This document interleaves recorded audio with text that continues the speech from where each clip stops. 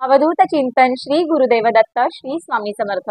मी नीलम आपल्या स्वामी चॅनलमध्ये तुमचं मनापासून स्वागत करते। स्वामी महाराज तुमच्या मनातल्या सर्व चांगल्या इच्छा पूर्ण करू देत हीच आपल्या स्वामींचरणी प्रार्थना करते आणि व्हिडिओला सुरुवात करते।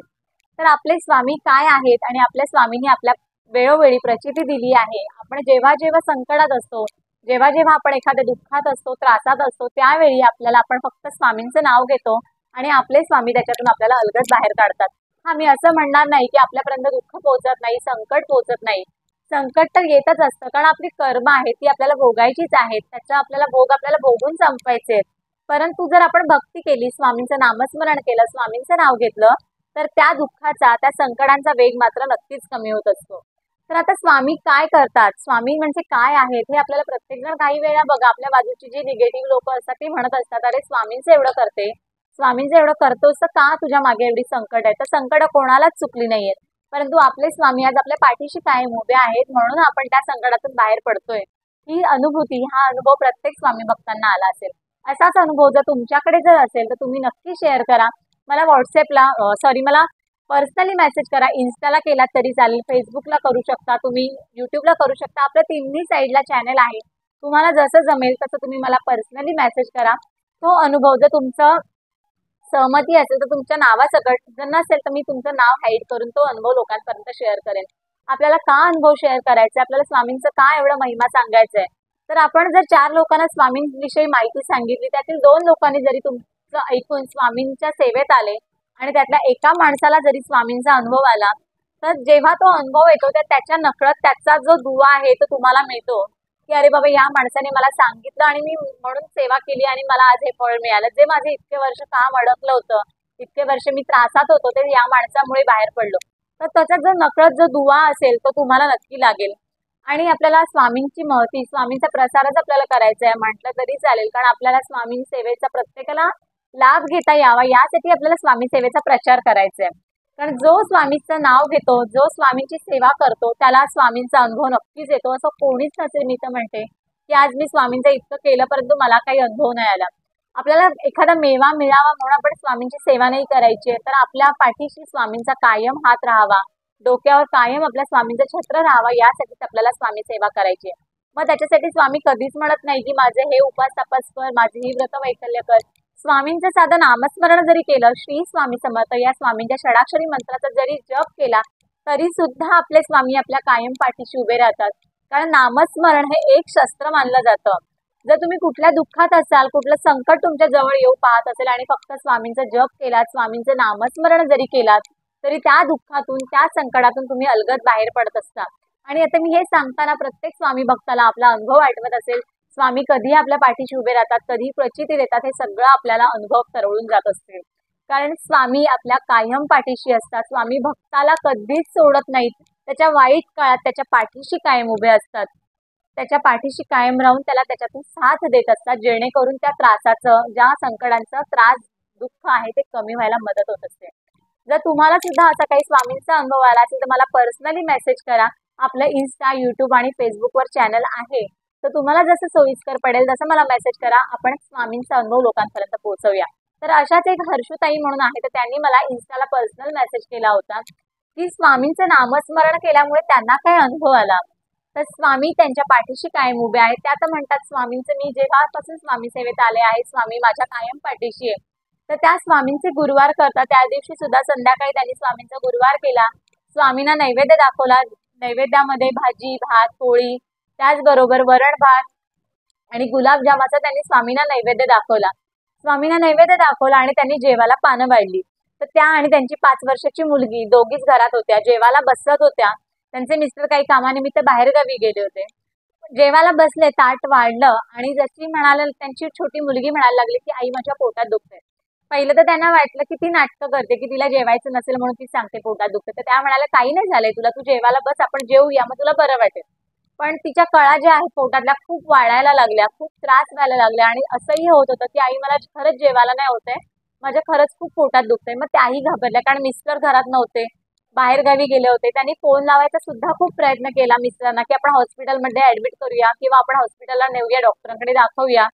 त्याच्यासाठी त्यांनी फोन खूप ट्राय केले, पण त्या म्हणतात की एवढं नशीब वाईट होतं त्या दिवशी की माझे फोनच लागत नव्हते। रेंज तर घरात पूर्ण होतीच, त्याचबरोबर फोनमध्ये बॅलन्स होता, नेटवर्क होतं ना, तरी पण का फोन लागत नव्हता. फोन लागून तो डिसमिस होत होता डायरेक्ट. तर त्या खूप घाबरल्या की आता मी काय करू. आणि मुलीचा त्रास त्यांना बघवत नव्हता. साहजिक आहे, छोटी मुलगी होती आणि खूप रडत होती. तिला कळा खूप वाढत होता पोटातल्या, त्याच्यामुळे ती खूप रडत होती की आई मला खूप पोटात दुखतंय. तरी त्यांनी कसं बसं तिला समजावलं की बाबा आपण आता माम खाऊया, थोडंसं जेवूया. जेवून झालं की मी तुला गोळी देते, मग तुला बरं वाटेल. 4 घास तिला त्यांनी जबरदस्ती जेवू घातले की थोडंसं पोटात गेल्यावर तिला बरं वाटेल असं त्यांना वाटत होतं. 4 घास जेमतेम पोटात गेले, परंतु तिचं काही पोटातलं थांबत नव्हतं. ती खूप रडायला लागली की आई नको मला जेवायला भरवू, मला खूप दुखतंय. त्यांना समजत नव्हतं की त्या कुठे जाणार. पण अशा वेळी फक्त आपल्याला आठवण होती ती म्हणजे आपल्या स्वामींची. आणि स्वामींना आपण मनापासून, अंतःकरणापासून जर हाक मारली तर आपले स्वामी महाराज आपल्या कायम पाठीशी उभे असतात. त्याच वेळी त्यांना सुद्धा आपल्या स्वामींची आठवण झाली आणि त्यांनी हात जोडले स्वामींसमोर. स्वामींना कळकळीची विनंती केली की स्वामी माझ्या मुलीच्या पोटातलं बरं होऊ दे, खूप त्रास होतोय, तुमचा त्रास कमी होऊ दे. आणि त्यांनी स्वामींच्या नामस्मरणाला सुरुवात केली. श्री स्वामी समर्थ, श्री स्वामी समर्थ या मंत्राचा त्यांनी जप करायला सुरुवात केली. मनातल्या मनात धावा करत होत्या स्वामींचा आणि मुलीकडे सुद्धा बघत होत्या. आणि चमत्कार म्हणायला पाहिजे, त्या म्हणाल्या की म्हणजे एक क्षणी अक्षरशः मला चमत्कार वाटला की जसं मी नामस्मरण करायला सुरुवात केलं, स्वामींचं नाव घ्यायला सुरुवात केली आणि माझ्या मुलीच्या पोटातलं दुखणं अचानक थांबायला लागलं. ती नंतर म्हणायला लागली की आई माझं पोट खूप म्हणजे जे त्रास देत होतं, दुखत होते आई माझ्या पोटाला, खरंच आता बरं वाटतंय. आई माझा त्रास ना थोडा कमी वाटतोय. तर त्यांनी जसं जसं नामस्मरण वाढत गेलं, स्वामींचं नाव जास्ती वाढत गेलं, श्री स्वामी समर्थ, श्री स्वामी समर्थ, श्री स्वामी समर्थ जसं जप वाढत गेला, तसं तिच्या पोटातलं सुद्धा कमी व्हायला लागलं. आणि त्या म्हणतात की एक क्षण असा आला की तिच्या पोटातलं पूर्ण थांबलं आणि ती अगदी आनंदाने म्हणाली आई माझं पोट पूर्ण थांबलंय, मला बरं वाटतंय. म्हणजे ही आहे आपल्या स्वामींच्या नामस्मरणाची ताकद. बघा, कुठली सेवा नाही करायला लागली, कुठलं काही उपास तपास नाही करायला लागलं, फक्त एक साधं नाव श्री स्वामी समर्थ महाराजांचा जप काय केला आणि मुलीच्या पोटातलं दुखायचं थांबलं. तर त्या म्हणाल्या की अक्षरशः मला एक ना मॅजिक वाटलं, खूप असं आश्चर्य वाटलं की पाठीशी आहेतच, परंतु मला जेव्हा गरज होती, माझ्या जवळ कोणी नव्हतं, माझ्या मुलीला त्रास होत होता, तेव्हा त्या त्रासातून बाहेर काढलं ते म्हणजे माझ्या महाराजांनी, माझ्या स्वामींनी. हीच आहे आपल्या स्वामींची प्रचिती आणि हाच आहे आपल्या स्वामींचा अनुभव. बघा, फक्त स्वामींचं नामस्मरण केल्यामुळे आज ताईंच्या मुलीच्या पोटातलं थांबलं. बघा, ती वेळ अशी होती की जवळपास कोणी नव्हतं, मित्रांना फोन लागत नव्हता आणि छोटं बाळ आहे, आपलं आई आहे, साहजिक आहे मुलाचा त्रास आपल्याला नाही सहन होत आहे. अशा वेळी काय करणार, घाबरायला होतं. आणि जर मूल खूप रडत असेल तर तेव्हा आपल्याला समजत नाही. मोठं मूल असेल तर आपण समजावू शकतो, पण लहान मुलाचं आपल्यालाच समजत नाही नक्की काय होतंय. अशा वेळी आपले स्वामी महाराज तिच्या पाठीशी कायम धावून आले आणि आपल्या तिच्या छोट्या बाळाचा त्रास कमी झाला, तिचं पोटदुखी थांबली, त्यानंतर ती छान जेवली आणि शांत झोपली.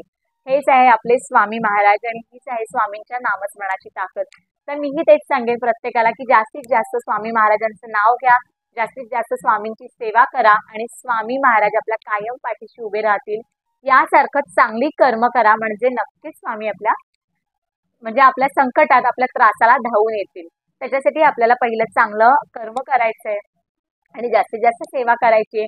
बघा, ही जी आपण सेवा करत असतो ही आपली लहान मुलं, आपली घरातली छोटी मुलं बघत असतात आणि त्याचं अनुकरण करतात आणि ती सुद्धा आपल्या स्वामींचं नाव घेतात. अचानक बघा, आता माझी पण लहान मुलगी आहे घरात छोटी, जर काय झालं तर पटकन तिला स्वामी आठवतात. मम्मी तू त्रास नको करू, हा मम्मी तू मम्मी रडू नको, मम्मी तू शांत राहा, आपले स्वामी आहेत ना.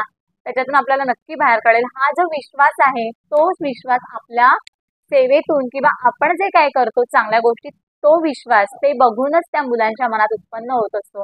तर अशाच प्रकारे मी प्रत्येकाला सांगेन जास्तीत जास्त स्वामींचं नाव घ्या, जास्तीत जास्त स्वामी सेवा करा. बघा, स्वामी तुमच्या पाठीशी कायम उभे राहतील आणि मी स्वामींकडे तीच प्रार्थना करेन, ज्यांची कर्म चांगली आहे, जी मनापासून स्वामी तुमचा धावा करतात, त्यांच्या मनापासून चांगल्या इच्छा पूर्ण करा आणि प्रत्येक संकटातून त्यांना बाहेर काढा. जर तुमच्याकडे सुद्धा असा काही स्वामींचा अनुभव असेल तर तुम्ही नक्की शेअर करा. आपण आपल्या स्वामींचा प्रचार करूया, स्वामी सेवेचा प्रचार करूया, स्वामींची महती प्रत्येकापर्यंत पोहोचवूया आणि स्वामी सेवेचा प्रत्येकाला आनंद घेऊ द्या.